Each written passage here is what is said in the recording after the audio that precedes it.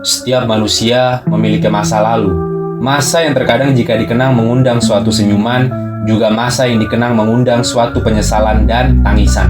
Masa lalu yang pernah kita alami mungkin ada yang baik, serta ada yang buruk. Apalagi jika kita mengingat masa lalu yang begitu kelam, rasanya trauma, marah, putus asa mulai menyelimuti. Lalu bagaimana caranya kita bisa bangkit dari masa lalu? Pertama, lo mesti ikhlas dengan yang sudah terjadi. Mengikhlaskan masa lalu yang pernah dilewati memang gak mudah.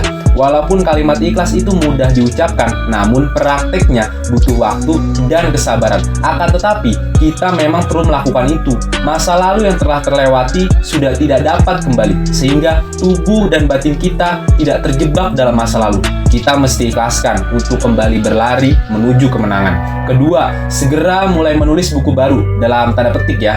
Buku di sini bukan berarti lo harus menjadi penulis. Buku di sini diibaratkan sebagai perjalanan hidup yang baru. Perjalanan hidup di masa lalu, bukunya udah ditaruh di rak. Kini lo harus menulis buku baru dengan rutinitas yang berbeda. Nggak usah yang gede-gede dulu juga, nggak apa-apa. Kecil namun konsisten, sehingga sedikit demi sedikit akan menambah hal-hal baru yang bermakna. Ketiga, hapus rasa dendam. Sebagian dari kita mungkin sering dihina orang, direndahkan, dibilang ini, dibilang itu, yang semua itu membuat kita sakit secara batin. Bahkan kita hingga muncul dendam bertahun-tahun. Namun, rasa dendam justru membuat kita semakin terpuruk karena perasaan menjadi lebih sempit. Untuk itu, kita mesti hapus rasa dendam, sudahi dendamnya. Memang berat, tapi ini demi kebaikan diri lo dalam kehidupan. Keempat, bangun rasa syukur secara terus-menerus. Bersyukur adalah obat bagi jiwa. Jiwa sehat, maka fisik pun akan mengikutinya. Masa lalu yang begitu kelam, sehingga kita melupakan semua hal baik yang masih dimiliki hingga sekarang.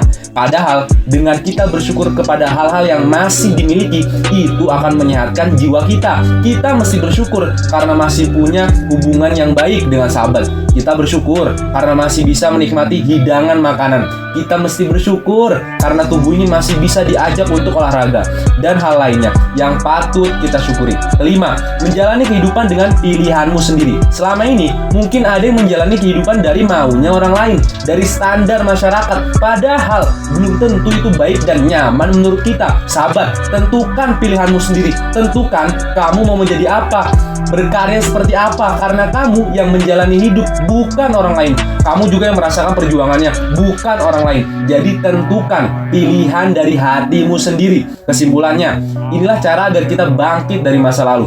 Pertama, lo mesti ikhlas dengan yang sudah terjadi. Kedua, segera mulai menulis buku baru. Ketiga, hapus rasa dendam. Keempat, bangun rasa syukur secara terus-menerus. Kelima, menjalani kehidupan dengan pilihanmu sendiri. Oke, sukses selalu untuk sahabat semua. Jika kita lelah, maka kalimat "aku butuh istirahat" ucapkan saja. Nggak apa-apa kita bilang lelah, nggak apa-apa bilang capek, karena kita butuh istirahat untuk menjadi lebih kuat.